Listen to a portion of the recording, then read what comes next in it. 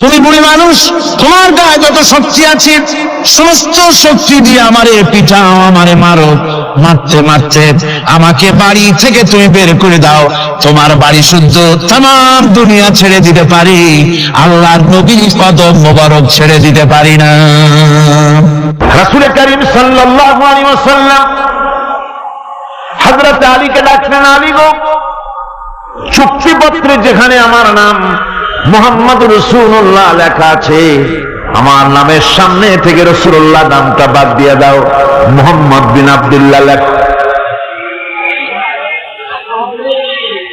হযরত আলী বলছেন, ইয়া রাসূলুল্লাহ, সারা জীবন আপনার গোলামি করেছি, যা বলেছেন তাই শুনেছি, জীবনটাও আপনার জন্য দেওয়ার জন্য প্রস্তুত আছি, ভবিষ্যতেও যত কথা বলবেন সব মাথা পেতে মেনে নেব, কিন্তু আজকের এই হুকুম আমার পক্ষে মানা সম্ভব হবে না।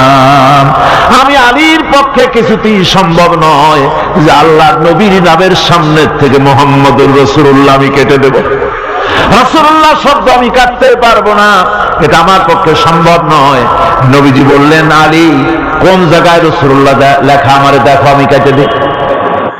আমার বন্ধুগণ, নাম লিখতে জানেন না, সই করতে পারেন না, পড়তে জানেন না, তিনি বলতেছেন, ইন্নামা বুইসতু মুআল্লিমান, আমি পৃথিবীতে প্রেরিত হয়েছি শুধুমাত্র শিক্ষক হিসেবে দুনিয়ায় এসেছি।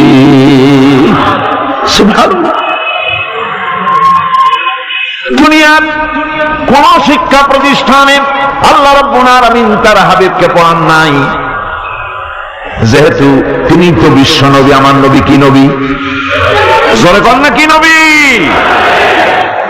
আপনার আমার নবী বিশ্ব নবী। বিশ্ব নবী সাধারণ মানুষের কাছে কি পড়বে? যে পড়াবে তার মগজ তো ছোট, তার জ্ঞান তো সীমিত। সীমিত জ্ঞান দিয়া বিশ্ব নেতারে কি শিখাবে, বিশ্ব নবীরে কি শিখাবে? এই জন্য আল্লাহ রাব্বুল আলামিন বিশ্ব নবীর শিক্ষক আল্লাহ পাক নিজে হয়ে গেলেন। কোরআনে কারীম বলছে, যখনই নবীদের জ্ঞানের কথা এসেছে তখনই আল্লাহ পাক বলেছেন, আমি জ্ঞান দিয়েছি। লক্ষ্য করুন, হযরত ইব্রাহিম আলাইহিস সালাম তার পিতাকে ডেকে বলছেন, ইয়া আবাতি ইন্নী ক্বাদ জাআনি মিনাল ইলমি মা লাম ইয়াতিকা ফাত্তাবি'নি আহদিকা সিরাতান সাবিয়্যা। হে পিতা, বিশ্বাস করো, আমার কাছে এমন এক জ্ঞান এসেছে যা তোমার কাছে নাই, যা তোমার কাছে আসেনি। তুমি আমার অনুসরণ করো, আমি তোমার সোজা পথ দেখাই দেবো। সুবহানাল্লাহ। তুমি আমাকে অনুসরণ করো, যেহেতু আমার কাছে যে জ্ঞান আসছে ওই জ্ঞান তোমার কাছে নাই। ইব্রাহিম আলাইহিস সালামের কাছে কার জ্ঞান আসছে? আল্লাহ রাব্বুল আলামিনের জ্ঞান। লূত আলাইহিস সালামকে নবুয়ত প্রদান করে আল্লাহ রাব্বুল আলামিন বলছেন, ওয়া লূতান আতাইনাহু হুকমান ওয়া ইলমা। আমি লূতকে আমার পক্ষ থেকে জ্ঞান দান করেছি, হিকমত দিয়েছি, বিজ্ঞান শিক্ষা দিয়েছি, আমি তাকে ইলম দান করেছি। সুবহানাল্লাহ। আমি তাকে ইলম দিয়েছি। মুসা আলাইহিস সালাম সম্পর্কে আল্লাহ পাক বলেন, ওয়ালাম্মা বালাগা আশুদ্দাহু ওয়াস্তাওয়া আতাইনাহু হুকমান ওয়া ইলমা। মুসা আলাইহিস সালাম যখন বয়স সন্ধিক্ষণে পৌঁছে গেলেন, যখন তিনি পূর্ণ বয়স প্রাপ্ত হলেন এবং তিনি যখন নিজেকে সম্পূর্ণ লালন পালন করার কাজ যখন তার সম্পূর্ণ হয়ে গেল, আমি তখন আমার পক্ষ থেকে তাকে ইলম দান করেছি, জ্ঞান দান করেছি, হিকমত দিয়েছি, জ্ঞান দিয়েছি। রাসূল করিম সাল্লাল্লাহু আলাইহি ওয়াসাল্লাম সম্পর্কে আল্লাহ পাক বলছেন, وَلَئِنِ اتَّبَعْتَ أَهْوَاءَهُمْ بَعْدَ الَّذِي جَاءَكَ مِنَ الْعِلْمِ مَا لَكَ مِنَ اللَّهِ مِنْ وَلِيٍّ وَلَا نَصِيرٍ। তুমি যদি জ্ঞান লাভের পরও তাদের প্রবৃত্তির অনুসরণ করো, তাহলে আল্লাহর কাছ থেকে তোমাকে রক্ষাকারী কেউ থাকবে না, কোন সাহায্যকারী তুমি পাবে না। আমি যে জ্ঞান তোমাকে দিয়েছি এটারই অনুসরণ করো, এর মধ্যেই মুক্তি, বিশ্ববাসীর মুক্তি এই জ্ঞানের অনুসরণের ভেতরে। প্রত্যেক জাতির জন্য আল্লাহ রাব্বুল আলামিন নিজের পক্ষ থেকে রাসূল পাঠিয়েছেন। আল্লাহ পাক বলেছেন ওয়ালিকুল্লি উম্মাতির রাসূল, প্রত্যেক জাতির জন্য আমি রাসূল প্রেরণ করেছি। এমন কোন জাতি নাই যার কাছে নবী রাসূল পাঠানো হয় নাই। ওয়া ইম মিন উম্মাতিন ইল্লা খালা ফিহা নাযীর, সমস্ত নবীদের কাছে, সমস্ত উম্মতের কাছে, জাতির কাছে আমার পক্ষ থেকে আমি নবী পাঠাইছি। কোন সুবহানাল্লাহ। কেউ যেন বলতে পারে না যে আমরা আল্লাহর পক্ষ থেকে কোনো দাওয়াত পাই নাই, আল্লাহর পক্ষ থেকে সত্যকে চেনার কোন রাস্তা পাই নাই। এই জন্য প্রত্যেক নবীদের, প্রত্যেক উম্মতের জন্য, জাতির জন্য আল্লাহ সুবহানাহু ওয়া তাআলা তিনি নবী পাঠিয়েছেন নিজের পক্ষ থেকে, হেদায়েত পাঠিয়েছেন নিজের পক্ষ থেকে। এই নবীদেরকে পাঠানোর উদ্দেশ্য কি ছিল? কোরআনে কারিমে আল্লাহ পাক বলেন, আমাদের নবীকে আল্লাহ পাক ডেকে বলছেন আলিফ লাম রা কিতাবুন আনজালনাহু ইলাইকা লিতুখরিজান নাস মিনাজ যুলুমাতি ইলান নূর। আলিফ লাম রা কিতাবুন আনজালনাহু ইলাইকা লিতুখরিজান নাস মিনাজ যুলুমাতি ইলান নূর। এই কিতাব আমি আপনার উপর অবতীর্ণ করেছি। এ হচ্ছে একখানা কিতাব, এই কিতাবখানা আমি আপনার প্রতি অবতীর্ণ করেছি। এই জন্য করেছি কিতাব অবতীর্ণ যাতে করে মানব মণ্ডলীকে পঞ্জীভূত অন্ধকারের ভিতর থেকে বের করে আলোর দিকে নিয়ে আসতে পারেন। এ বিশ্ব হচ্ছে অন্ধকারে ভরা। পৃথিবীতে মানব রচিত যত মতবাদ আছে সব হচ্ছে অন্ধকার। সবগুলি কি? অন্ধকার। এই অন্ধকারের ভিতর থেকে আলোর দিকে নিয়ে আসবেন। আলো হচ্ছে কি? ইসলাম। আলো হচ্ছে কোরআন। কোরআনের দিকে নিয়ে আসবে, ইসলামের দিকে নিয়ে আসবে। সেই জন্য আমি আপনার প্রতি এই কোরআন অবতীর্ণ করেছি। আমার ভাইয়েরা, সকল আসমানি কিতাবের উপরে আমাদের ঈমান আনা লাগবে। শুধুমাত্র কোরআন শরীফের উপরে নয়, সকল কিতাবের উপর ঈমান আনতে হবে। কোরআনকে যেমন মানি, মুহাম্মদ সাল্লাল্লাহু আলাইহি ওয়াসাল্লামকে যেমন মানি, সব নবীদের উপরে ওইরকম ঈমান আনতে হবে। কোরআন যেমন মানি ওই রকম করে সমস্ত কিতাবের উপরে ঈমান আনতে হবে।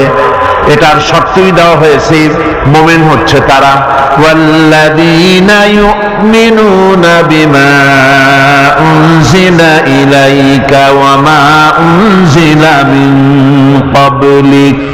মুমিন হচ্ছে সেই সব লোক, মুত্তাকি হচ্ছে তারা যারা তোমার উপরে নাযিলকৃত কিতাবের উপর ঈমান এনেছে এবং এর আগে যত কিতাব আসছে সমস্ত কিতাবের উপর ঈমান এনেছে, তারাই হচ্ছে মুত্তাকি, তারাই হচ্ছে মুমিন। আল্লাহ পাক বলেন নাযালা আলাইকাল কিতাবা বিল হাক্কি মুসাদ্দিকান লিমা বাইনা ইয়াদাইহি। আল্লাহ তোমার প্রতি সত্য সহকারে যে কিতাব নাজিল করেছেন আর এর পূর্বে আগত সকল কিতাবের উপরে এর সত্যতা প্রমাণ করে। এ কোরআন হচ্ছে আগের যত কিতাব নাজিল হয়েছে সমস্ত কিতাবের সত্যতা প্রমাণকারী কিতাব।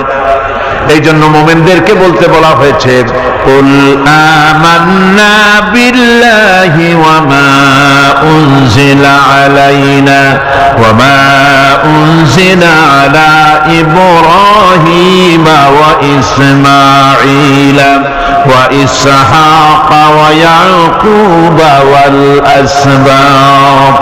বলো আমরা ঈমান এনেছি আল্লাহর প্রতি, আমাদের প্রতি অবতীর্ণ কিতাবের প্রতি, আর ইব্রাহিম, ইসমাইল, ইসহাক, ইয়াকুব এবং তার আওলাদদের প্রতি যে কিতাব অবতীর্ণ হয়েছে সমস্ত কিতাবের উপর আমরা ঈমান এনেছি।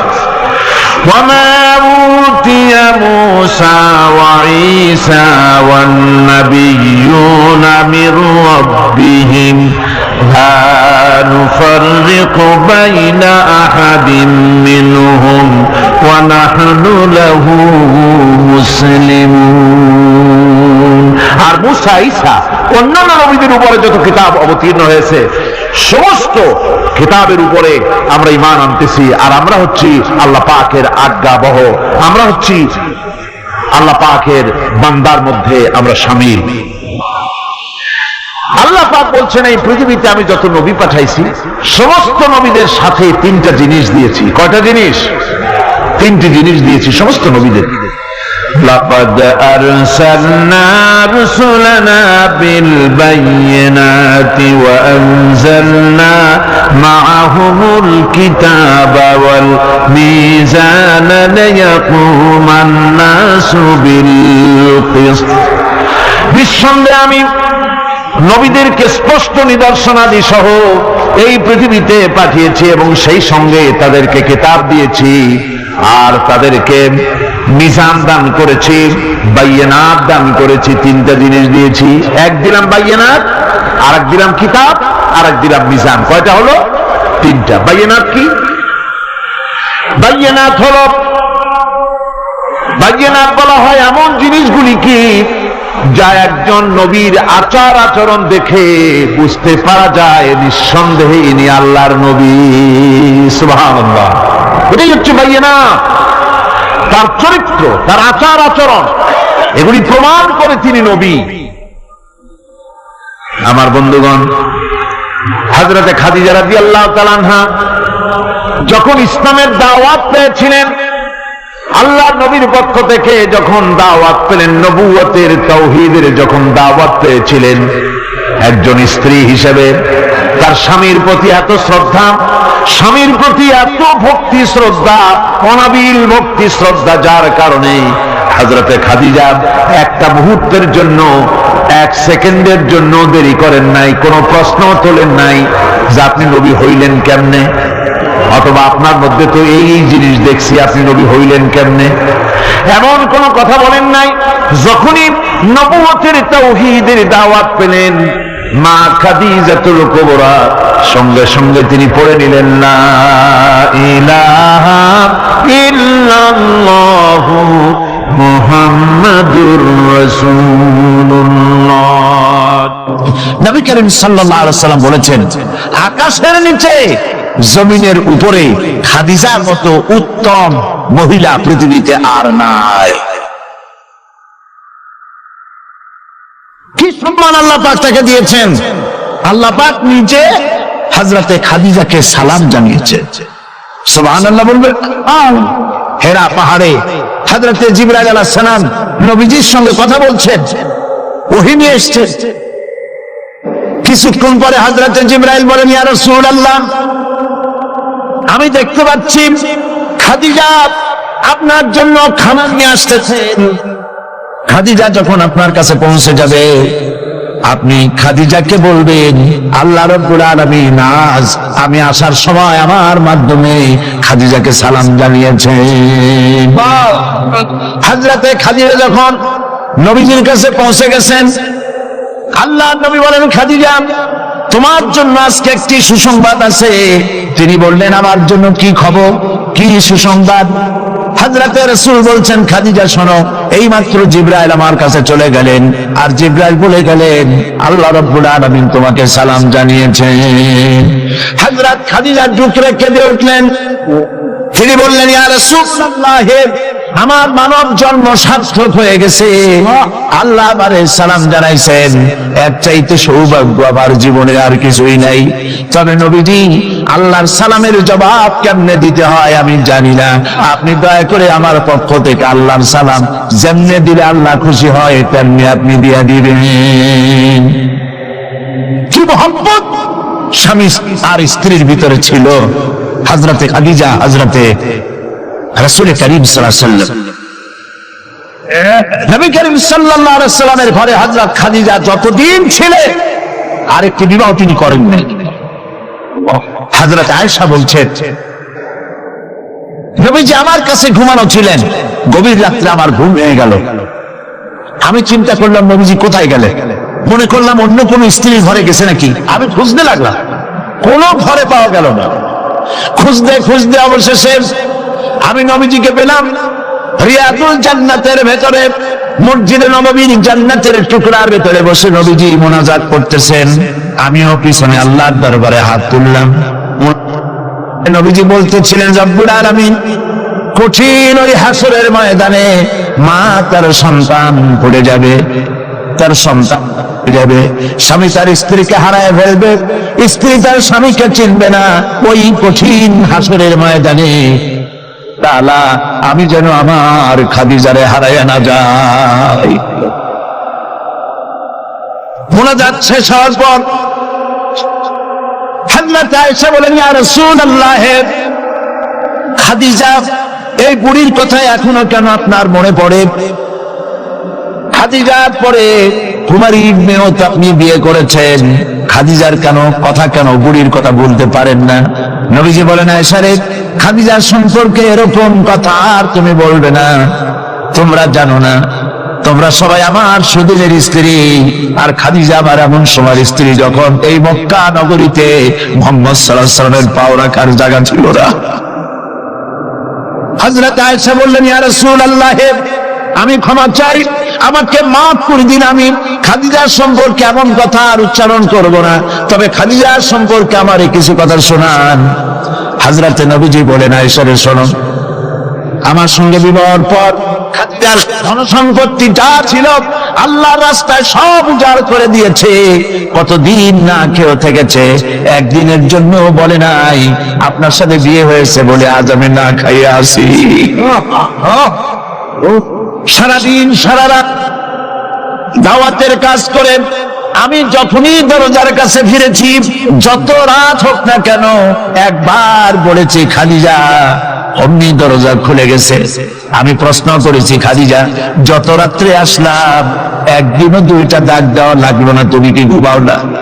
হযরতে খাদিজা বলেছেন, ইয়া রাসূলুল্লাহ, আপনি দিনের দানের জন্য ব্যস্ত, কষ্ট করেন, আমি মনে মনে ভাবি আমি যদি ঘুমায় থাকি রাতের বেলায়, আর নবীজি যদি দরজার কাছে এসে খাদিজা খাদিজা বলে ডাকাডাকি করেন, উঠতে যদি আমার দেরি হয় আল্লাহর নবীর সঙ্গে বেয়াদবি হয়ে যাবে, এইটা মনে করে বিছানায় না ঘুমায় যতক্ষণ আপনি না ফেরেন এই দরজাটার সাথে পিঠ লাগাইয়া দাঁড়াইয়া দাঁড়াইয়া ঘুমায়। হযরত আয়েশা বলেছেন, আমাদের ঘরে রান্না বান্না তেমন হতো না, আমাদের ঘরে তেমন গোশত খাওয়ার সুযোগ আমাদের কিসমতে তেমন হতো না। যদি কোনোদিন আমাদের ঘরে ডুম্বা বা ছাগল জবাহ হতো, গোশতগুলি নবীজি কেটে ভাগ করে সমস্ত স্ত্রীদের ঘরে দিয়ে দিতেন।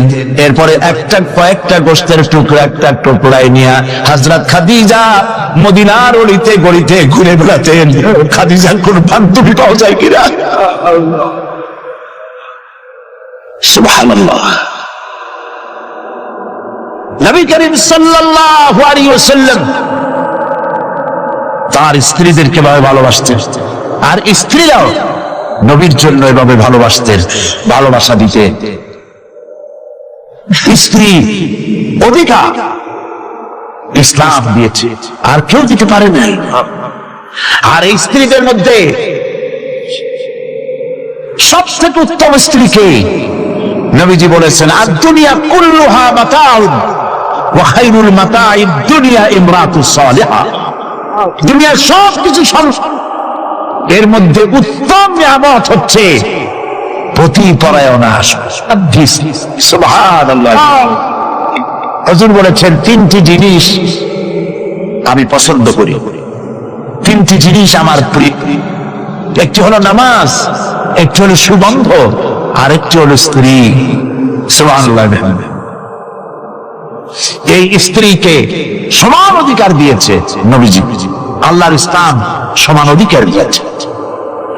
নারীর অর্থনৈতিক অধিকার প্রতিষ্ঠিত করেছে ইসলাম, তাকে অর্থনৈতিক অধিকার দিয়েছে, মহারানার ব্যবস্থা করেছে। কোরআন বলছে, ফাতুহুন্না উজুরাহুন্না ফারিদা, খরচ রূপী দায়িত্ব হিসাবে স্ত্রীর মহারানার টাকা আদায় করে দাও। বহু মুসলমান আছে মহারানার টাকা আদায় করে না, বরং আজকাল তো নতুন সিস্টেম চালু হয়েছে মানুষকে শোনাবার জন্য। বিবাহের মজলিসে বলা হয়, অমুকের মেয়ে অমুকের ছেলে বিয়ের মহারানা কত? 5,55,555 পয়সা। সামনে একটা টাকা বা পয়সা জিরো থাকতে পারবে না, একটা নিয়ম নীতি করে নিচ্ছে। এই টাকাগুলি মহারানার টাকা সঠিকভাবে আদায় করা হয় না অনেক ক্ষেত্রে, একথা ঠিক কি? বরং উল্টো করে মহারানা আদায় করা হয় মেয়ে পক্ষের কাছ থেকে, কন্যা পক্ষের কাছ থেকে। এইটাকে কি বলা হয়? এটাকে কি বলা হয়? এটা হলো যৌতুক নামের কৌতুক। মেয়ে পক্ষের কাছ থেকে টাকা আদায় করা। মেয়ে পক্ষ যদি ইচ্ছে করে বর পক্ষকে যদি টাকা দেয়, পয়সা দেয়, গাড়ি দেয়, বাড়ি দেয়, কোনো আপত্তি নেই, দিতে পারে। কিন্তু ডিমান্ড করে নেওয়া, চেয়ে নেওয়া সম্পূর্ণ হারাম। কন্যার পিতার মাতা 12 বছর, 18 বছর, 20 বছর, 25 বছর লালন পালন করে কলিজার টুকরা সন্তানটাই তো দিয়ে দিল। এর চাইতে টেলিভিশন, গাড়ি বাড়ি বেশি হয় কি করে? এই যৌতুক বাংলাদেশের সর্বত্র আছে, অবশ্য চট্টগ্রামে নাই। আছে। ছেলে যদি এমএ পাস করে, ইঞ্জিনিয়ারিং পড়ে, লয়ার হয়েছে, পিতার এই ধারণাই হয় সন্তানকে পড়াতে লেখাতে যত টাকা খরচ হয়েছে কন্যা পক্ষকে কাছের থেকে আদায় করে নেব। এবং সেই জন্য বিয়ের সময় দাবি করা হয়, 50 লক্ষ টাকা দিতে হবে, গুলশানে 3টা বাড়ি দিতে হবে, মঙ্গল গ্রহে অফিস বানায় দিতে হবে। আপনার ছেলে এমএ পাস করেছে, লয়ার হয়েছে, ব্যারিস্টার হয়েছে, তো কি হয়েছে? আপনি কেন নির্যাতন কন্যা পক্ষকে? জায়েজ নাই, হারাম। শুকরের মাংস যেমন হারাম, কন্যার কাছ থেকে জবরদস্তি করে চেয়ে ডিমান্ড করে যৌতুক আদায় করা ওরকমই হারাম। এই কাজটি কি আপনারা করবেন? এই কাজটি কি করবেন? বিবাহ করবে, বিবাহ করাবেন ছেলেকে ভালোবাসা দিয়ে, টাকা দিয়ে, পয়সা দিয়ে বিবাহ করায়া মেয়ে একটা ঘরে নিয়ে আসবেন, কন্যা পক্ষের উপরে চাপ সৃষ্টি করবেন না। তো নারীকে মহারণা দেওয়ার ব্যবস্থা ইসলাম করেছে। কে ব্যবস্থা করেছে বলেন? ইসলাম করেছে। এবার আরো দেখুন আল্লাহ পাক কি বলছেন, ওয়াইদা আতাইতুম ইহদাহুন্না কিনতারান ফালা তাআখুযু মিনহু শাইআ। যদি তোমরা নারীদেরকে স্তূপ পরিমাণ অর্থ পরি যদি দান করো, তাহলে সামান্য তার থেকে ফেরত নিও না।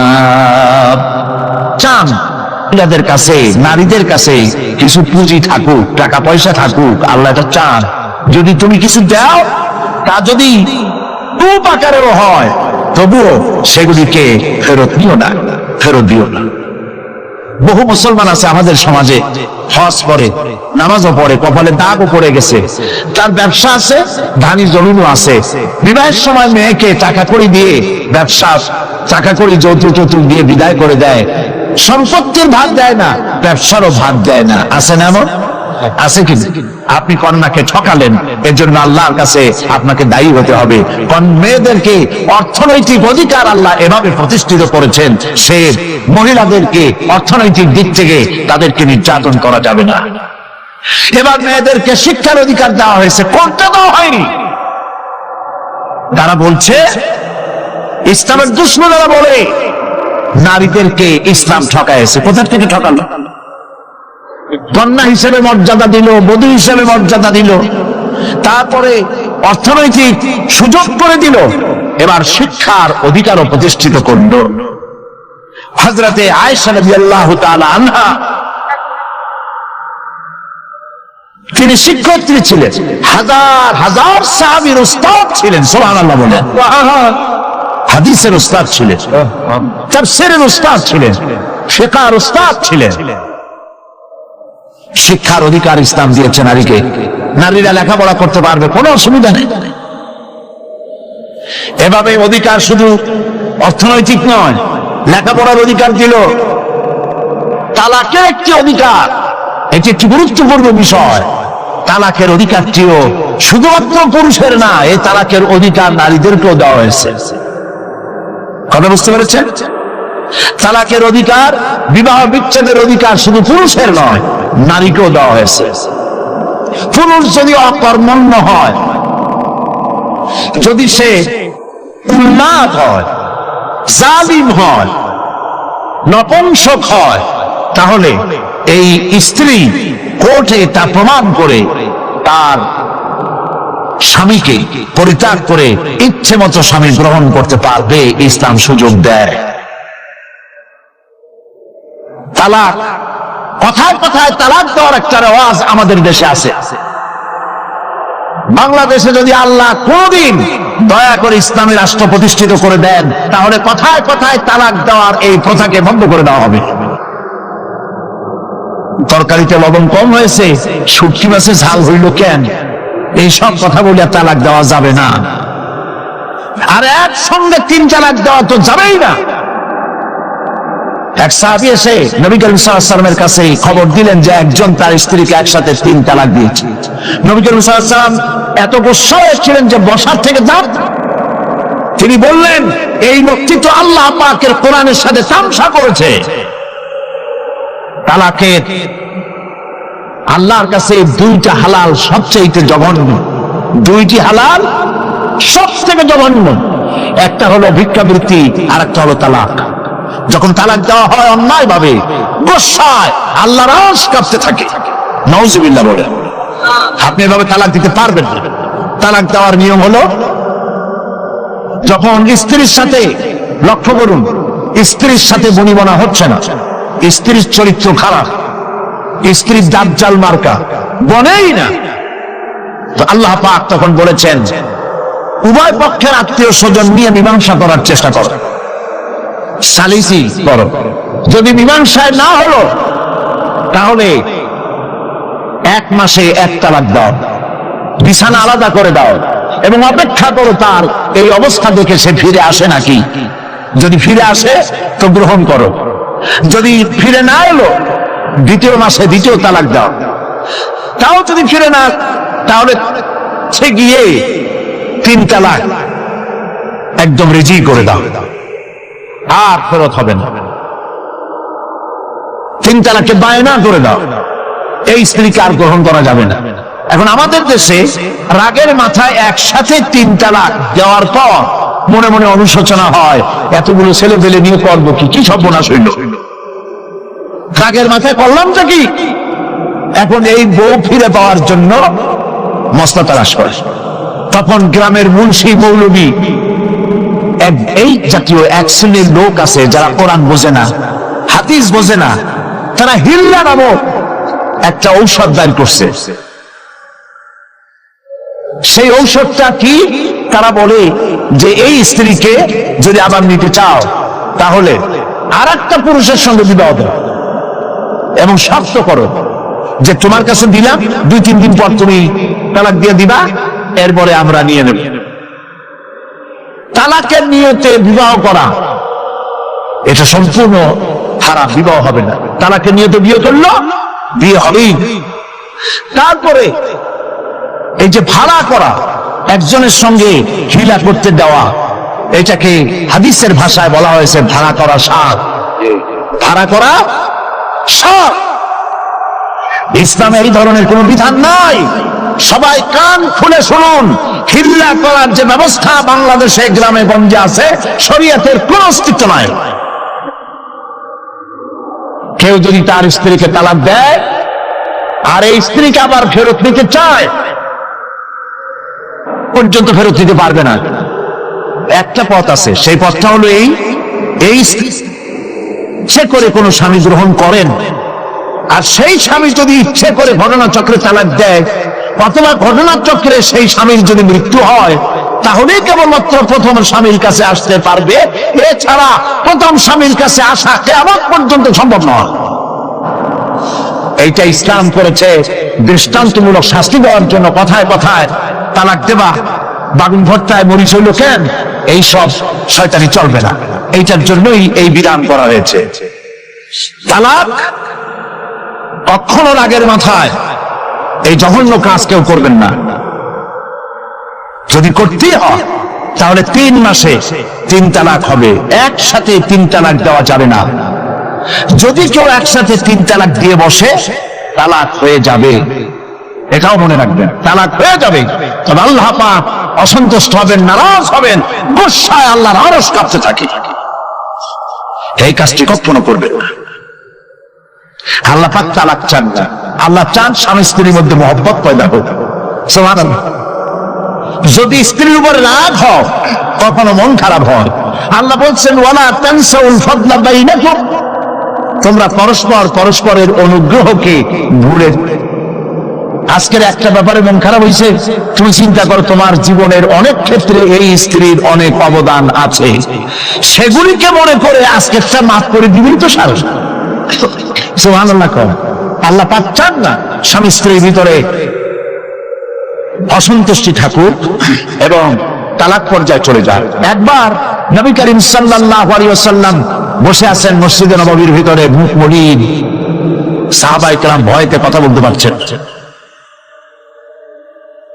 কিছুক্ষণ পর হুজুর হযরত আলী হযরত ফাতেমার ঘরে ঢুকলেন, বেরিয়ে আসলেন হাসি মুখে। তিনি প্রশ্ন করলেন, সাহাবায়ে কেরাম জিজ্ঞেস করলেন, হে রাসূল, একটু আগে আপনার মুখ এত মলিন ছিল আর এখন আপনি এত হাসি খুশি, আমরা তো তখন কথা বলতে সাহস পাইনি। হুজুর কি হয়েছে? আল্লাহর নবী বলেন, ওদের মধ্যে মনোমালিন্যের সৃষ্টি হয়েছিল আর আমার মনটা খারাপ হয়ে গিয়েছিল।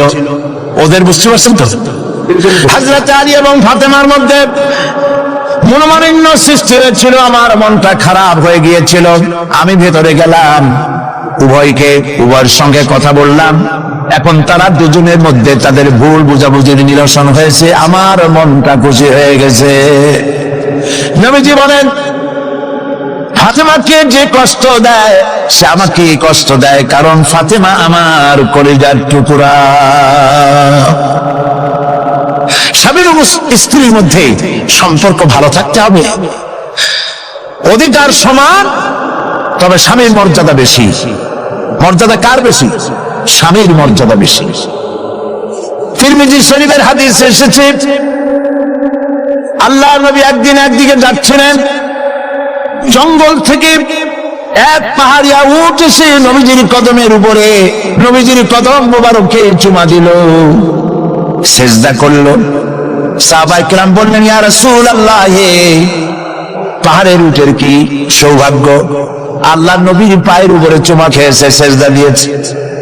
আমাদেরকে অনুমতি দেন, আপনার কদমের উপরে আমরা সেজদা দিয়া ধন্য হই। হুজুর বলেন, শোনো, আমি যদি এই পৃথিবীতে মানুষকে সেজদা করার জন্য যদি পারমিশন দিতাম, তাহলে পৃথিবীর সমস্ত নারীদেরকে বলতাম তারা যেন তাদের স্বামীকে সেজদা দেয়। তাহলে মর্যাদা কার বেশি? স্বামীর মর্যাদা বেশি।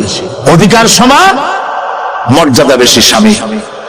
আবু দাউদ শরীফের হাদিসে এসেছে, নবীজি বলেছেন, কোন স্ত্রী লোক এমন অবস্থায় যদি মারা যায় যে তার স্বামী তার উপরে সন্তুষ্ট ছিল, আল্লাহ রাব্বুল আলামিন ওই মেয়ে লোকটি জান্নাত দান করে দিবেন। স্বামীর মর্যাদা এখানে বেশি। তাহলে আমরা দেখলাম অধিকারের দিক থেকে যখন নারী ছিল, বধূ ছিল, কন্যা ছিল, বধূ ছিল, সব জায়গায় ইসলাম নারীকে সম্মান বাড়িয়ে দিল, ঠিক কিনা বলে? আর নারী বিবাহ হওয়ার পর কদিন পরে মা হয়ে গেল, মা হয়ে যাওয়ার পর মর্যাদা কমে গেল না বেড়ে গেল? বলেন, কমলো না বাড়লো? নবীজি বলছেন, আল্লাহর নবীর সামনে একজন সাহাবী এসে প্রশ্ন করলেন, হে আল্লাহর রাসূল, খেদমত করব কার? মান আহাক্কুন নাস বিহুসনি সাহাবাতি? ক্বালা উম্মুক। ক্বালা সুম্মা মান? ক্বালা উম্মুক। ক্বালা সুম্মা মান? ক্বালা উম্মুক। ক্বালা সুম্মা মান? ক্বালা আবুক। আখরাজাহুল বুখারী। বুখারী শরীফের হাদিস। সাহাবী জিজ্ঞেস করছেন, ইয়া রাসূলুল্লাহ, খেদমত করব কার? হুজুর বলেন, তোমার মায়ের। তারপরে কার? তোমার মায়ের। তারপরে কার? তোমার মায়ের। তারপরে কার? তোমার পিতার। বাপের চাইতে মায়ের মর্যাদা কয় গুণ বেড়ে গেল বলেন? 3 গুণ। বেড়ে গেল মর্যাদা। আল্লাহর নবী মসজিদে নববীতে বসে আছেন, সাহাবায়ে কিরাম কর্তৃক পরিবেষ্টিত হয়ে এমন সময় একজন বুড়ি মসজিদে প্রবেশ করেছেন। হুজুর তাকে দেখে দাঁড়ায় গেলেন। কাছে যখন এলেন মহিলা, নবীজি নিজের গায়ের চাদর বিছায়া দিলেন। মহিলা চলে যাওয়ার পর সাহাবায়ে কিরাম প্রশ্ন করলেন, ইয়া রাসূলুল্লাহ, আমরা তো চিনলাম না এই মহিলাকে। একজন মেয়ে লোকের জন্য নবীজি তার গায়ের চাদর বিছায়া দেয়, এত বড় সম্মানী মহিলা আমরা চিনলাম না, তিনি কে? আল্লাহর নবী বললেন, আমার মায়ের দুধ আমার কিসমতে তেমন হয় নাই, যার কোলে কাঠে চড়ে যার বুকের দুধ খাইয়া আমি বড় হয়েছি, এই আমার সেই দুধ মা হযরতে হালিমাতুস সাদিয়া। মায়ের মহব্বত কেমনে করতে হবে? মা যখন হয়ে গেলেন সম্মান বেড়ে গেল সন্তানের কাছে। একজন সাহাবী এসে কাছে বলছেন, হে রাসূল, আমার মায়ের মেজাজ খুব খারাপ। হাদিস, আমার মায়ের মেজাজ খুব ঠিক।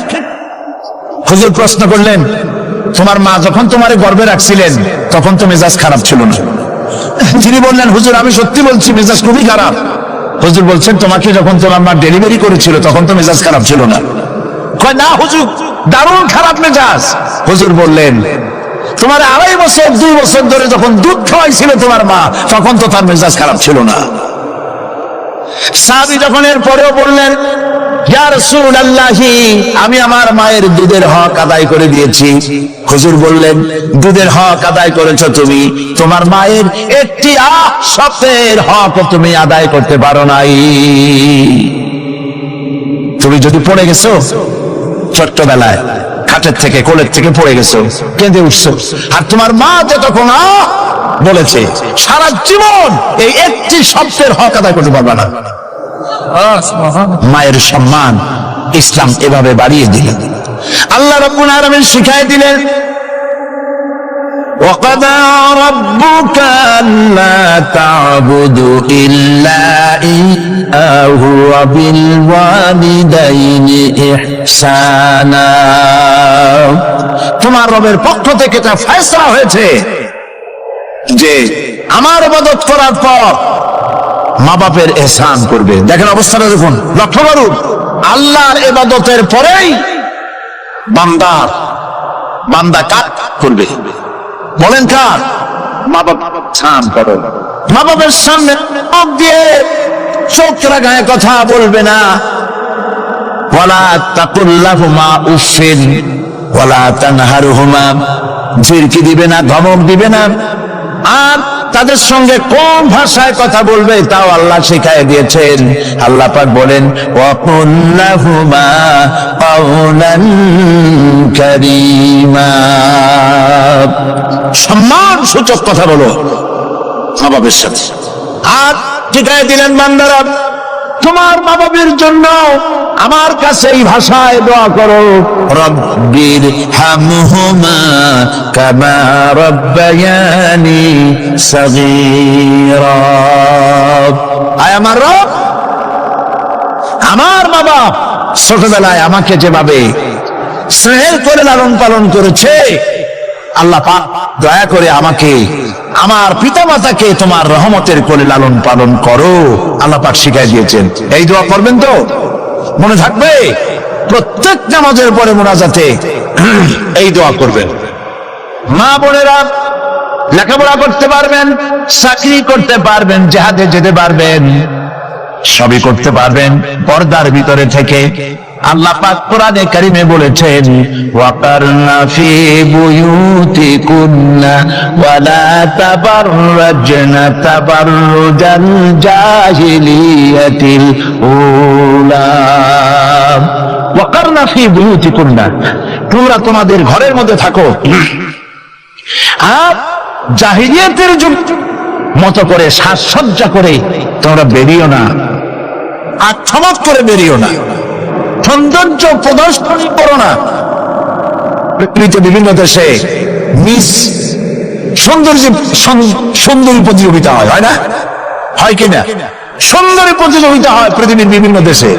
Miss China, miss miss American এভাবে নাম হয়।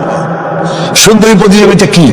সুন্দরী প্রতিযোগিতা করতে গিয়ে বিচারক মন্ডলী সুন্দরীদের শরীরের যেসব জায়গা মাপজোপ করে তা কেবলমাত্র শয়তানের পক্ষে পুরুষের পক্ষে সম্ভব নয়। যারা এই বিচারক মন্ডলী থাকে নির্লজ্জ বেহায়া, তারা কি তার নিজের মেয়ে নিজের বোনের শরীরের সেসব জায়গা মাপ করতে পারবে? লম্পট। বাংলাদেশে সুন্দরী প্রতিযোগিতা কিয়ামত পর্যন্ত হতে দেওয়া হবে না। পর্দার বিষয়টি আলোচনা করতেছি না। পর্দা করা ফরজ। পর্দা করা কি? ফরজ। নবীজি বলেছেন এমন এক সময় রাসূলুল্লাহ সাল্লাল্লাহু আলাইহি ওয়াসাল্লাম নিসাউন কাসিয়াতুন আরিয়া মুমিলাতুন মাইলাতুন রুউসুহুন্না কাল বুখতিল মাইলা ইয়াদখুলনাল জান্নাতা ওয়া লা ইয়াজিদনা রিহাহা আখরাজাহু মুসলিম। আল্লাহর নবী বলেন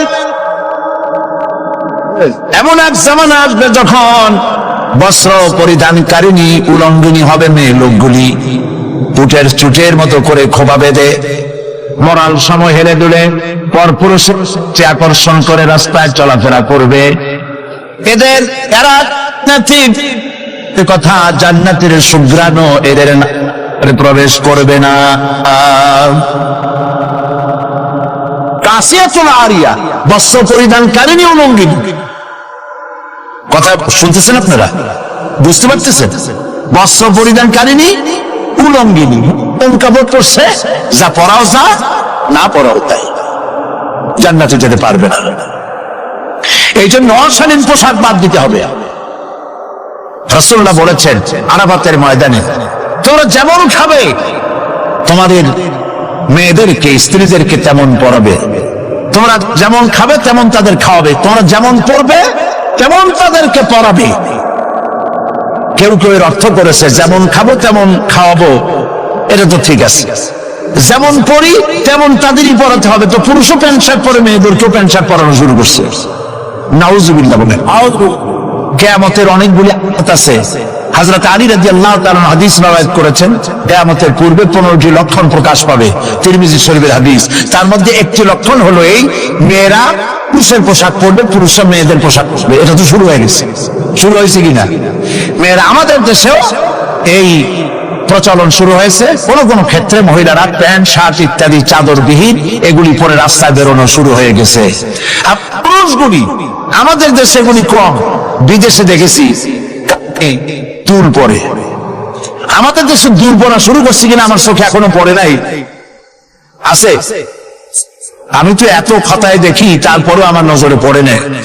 তবে চেন পরে দেখেছি, সোনার চেন বহু নজরে পড়েছে। সে গলায় পরে পুরুষ মাঘের পৌষের প্রচন্ড শীতে সামনে 3-4টা বোতাম খোলা রাখে যাতে মানুষে বুঝে উনি একখান কিছু পড়ছে। হারাম, হারাম। পুরুষের জন্য একটি স্বর্ণ জায়েজ নাই। কারো যদি থাকে এগুলি খুলে আজই, বউ থাকলে বউরে দাও, না থাকলে বোনেরে দাও, থাকলে কিছু যদি না থাকে বাক্সে উঠায় রাখো, বউ আসলে তারে পড়াই দিও, তোমার জন্য হারাম। বিদেশে কানে দুল পরে, নাকে ফুল পরে। আমি অবাক হয়েছি, ঠোঁটে রিং, ঠোঁটে জিহ্বাও রিং পরে। ভাত খায় কেমনে আল্লাহই জানে। শয়তান কারে বলে না, আমার দেশে জিহ্বায় ঠোঁটে রিং আমি দেখিনি।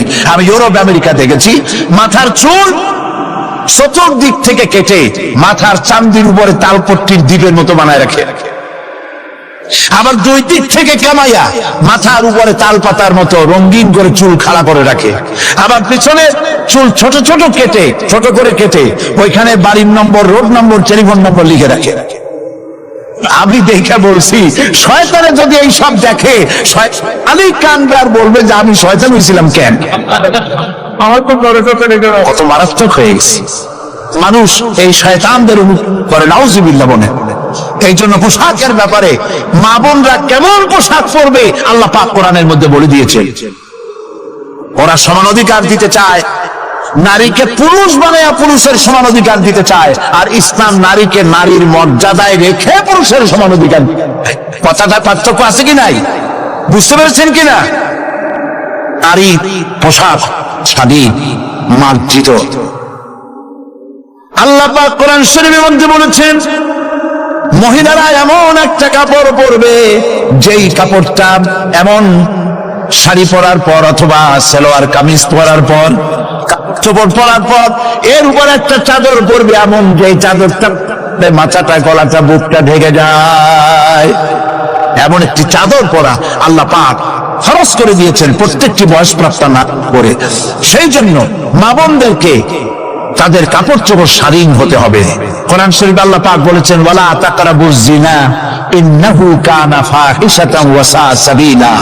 জিনা করার কথা, জিনার নিকটটিও হয় না। এখন জিনার নিকটটি কিভাবে হয়? জিনা করা তো দূরের কথা, জিনার কাছেও যেও না।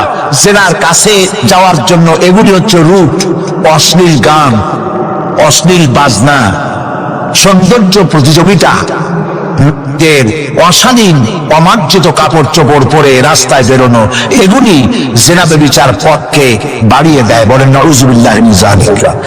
এই জন্য মহিলাদের চাদর পরার কথা বলা হয়েছে, বোরকা কথা বলা হয়েছে, হিজাব এবং নিকাব পরার কথা বলা হয়েছে।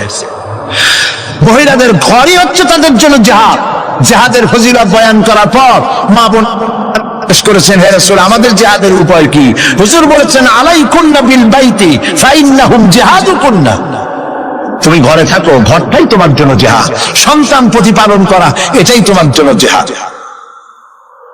নারীরা ব্যবসা করতে পারবে, রাজনীতি করতে পারবে, সমাজনীতি করতে পারবে, সব পারবে, কিন্তু পুরুষের সাথে অবাধ মেলামেশা থেকে নিজেকে অবশ্যই দূরত্ব ব্যবধান রেখে তাকে চলতে হবে। অবাধ মেলামেশাকে ইসলাম হারাম করেছে।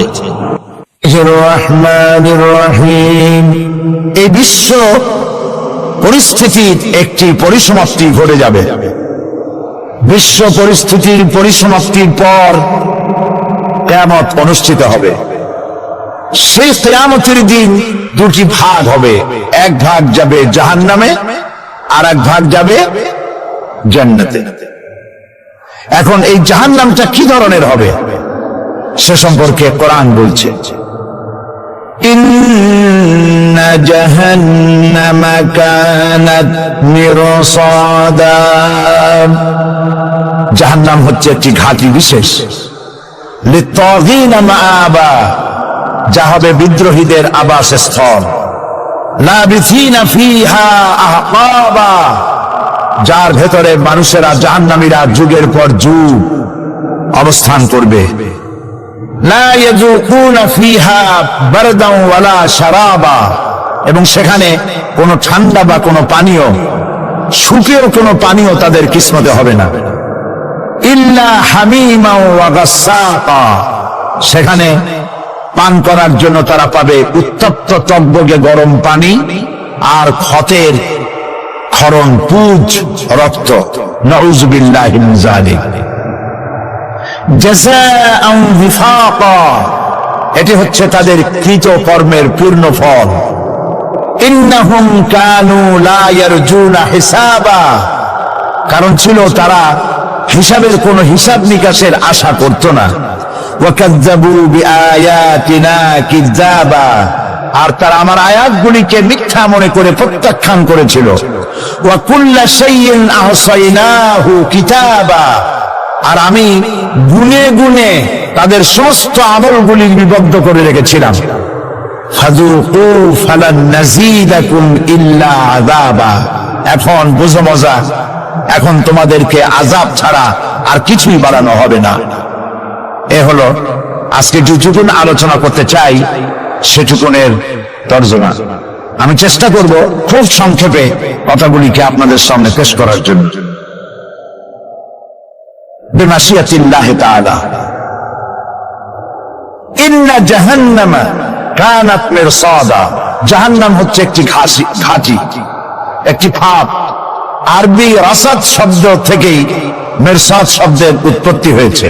এর অর্থ হলো ঘাঁটি, ফাঁদ। জাহান্নাম শিকারি ধরার জন্য ওত পেতে বসে আছে, এটাই বোঝানো হয়েছে। জাহান্নামের শিকার তারাই হবে যারা পৃথিবীতে আল্লাহ পাকের আনুগত্য করেনি, নবী করিম সাল্লাল্লাহু আলাইহি ওয়াসাল্লামকে বিশ্বাস করে নাই, ইসলামী আন্দোলনের সঙ্গে বিরোধিতা করেছে, তাদের জন্যই কিয়ামতে জাহান্নাম হবে। জাহান্নামে কারা যাবে, শাস্তি কি ধরনের হবে, আর জাহান্নাম থেকে কারা মুক্তি পাবে, এটাই হবে আজকের মূল আলোচনা। আল্লাহ রাব্বুল আলামিন কোরআনে কারীমের মধ্যে বলছেন, ওয়ালাকাদ যারানা লিজাহান্নামা কাসীরাম মিনাল জিন্নি ওয়াল ইনস লাহুম কুলুবুন লা ইয়াফকাহুনা বিহা ওয়া লাহুম আ'য়ুনুন লা ইউবসিরুনা বিহা ولهم آذان لا يسمعون بها أولئك كالأنعام بل هم أضل أولئك هم الغافلون ولقد ذرأنا لجهنم كثيرا من الجن والإنس মানুষ এবং জিন জাতির ভিতরে একটি বিশাল সংখ্যক মানুষ আর জিনকে জাহান্নামের জন্য তৈরি করা হয়েছে। এদের পরিণতি হবে জাহান্নাম। কাদের? লাহুম কুলুবুন লা ইয়াফকাহুনা বিহা, যাদেরকে আমি কলব দিয়েছি, অন্তঃকরণ দিয়েছি, সেই অন্তঃকরণ দিয়ে, সেই মন দিয়ে, সেই চিন্তা দিয়ে, সেই চেতনা দিয়ে, সেই প্রজ্ঞা দিয়ে, সেই মেধা দিয়ে তারা আমাকে চিনতে চেষ্টা করলো না। এদের বিবেক আছে, সব বুঝেছে, কিন্তু আমাকে বুঝতে পারে নাই। এরা চাঁদের সৌন্দর্য বর্ণনা করেছে, এরা সূর্যের সৌন্দর্য বর্ণনা করেছে, এরা ফুলের সৌন্দর্য বর্ণনা করেছে, কিন্তু ফুলের ঘ্রাণ কে দিল তাকে তারা খুঁজে পায় নাই। কলব দিয়েছি, বিবেক দিয়েছি, কিন্তু এই বিবেক দিয়ে তারা বিবেচনা করতে চেষ্টা করে নাই, চিন্তা করে আমাকে পায় নাই। প্রিয় ভাই, সব নাস্তিক হয় কারা? কোন বিজ্ঞানী, বড় বিজ্ঞানী, চিকিৎসা বিজ্ঞানী, এরা কিন্তু নাস্তিক হয় না। নাস্তিক হয় সাহিত্যিক আর দার্শনিক, এরাই নাস্তিক হয় বেশি।